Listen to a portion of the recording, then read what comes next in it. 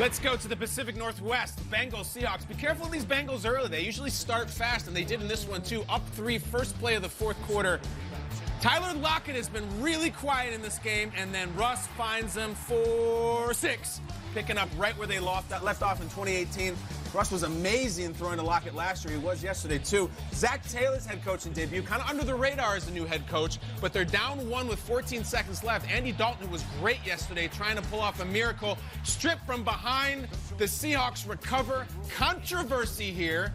It looked as if his arm is going forward to make it incomplete, but they rule it a fumble, and the call stands, and Bengals fans are frustrated as the Seahawks rejoice. Andy Dalton threw for 418 yards in this game, but only 20 points. It was not enough. The Seahawks get to 1-0, mis amigos. All right, you want some points? I got some points for you right here. How about the Ravens and the Dolphins? And there is second-year quarterback Lamar Jackson. Remember, he didn't start till halfway through the season last year. Now he's the full-time starter. Let's see how that fares. Okay, here he is, dropping off a dime on the slant route to the cousin of Antonio Brown, but I'm going to say his name because he earned it, Marquise Brown, who goes by Hollywood on Twitter.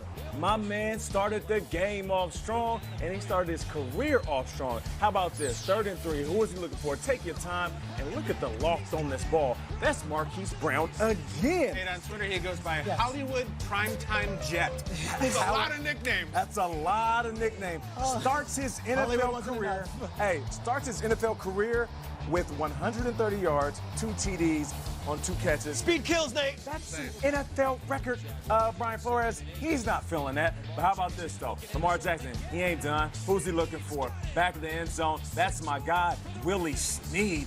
That's a touchdown. My guy, Lamar Jackson, he started off 7 for 7, 196, 3 touchdowns. That's a career high. But he ain't done. How about this? Fade away. Back. Come on. Now we just playing around with him.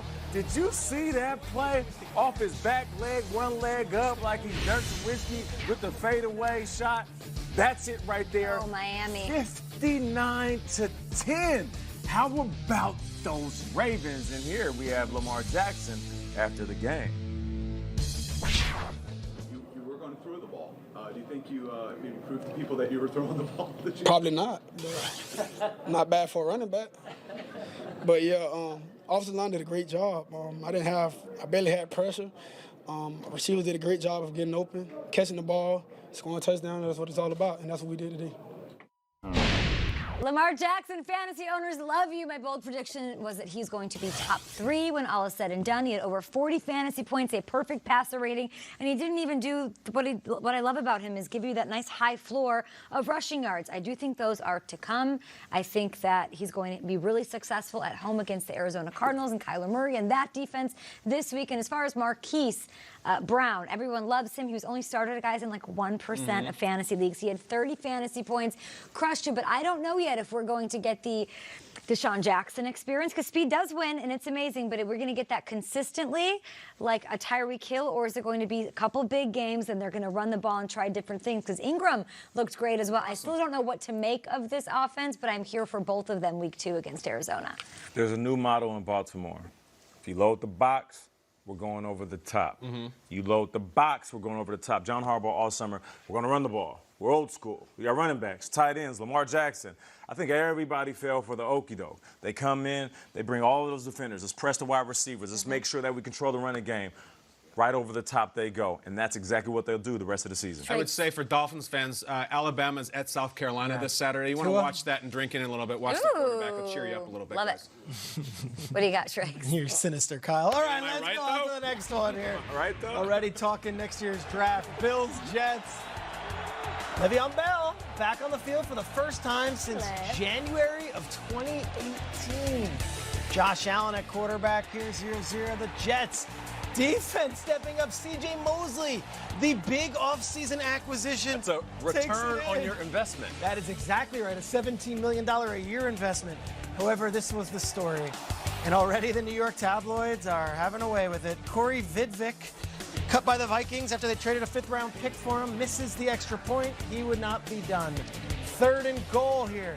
Darnold looking. Oh.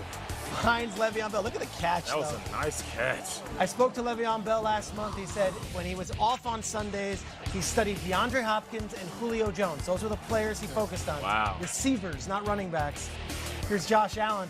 He might as well have been studying, I don't know, Jerome Bettis, the way he runs. Just lowers the shoulder. Another rushing touchdown for this guy. 3 yards. Bills cut the lead. All right, 16-10. Josh Allen now looking. You mentioned Hollywood Brown.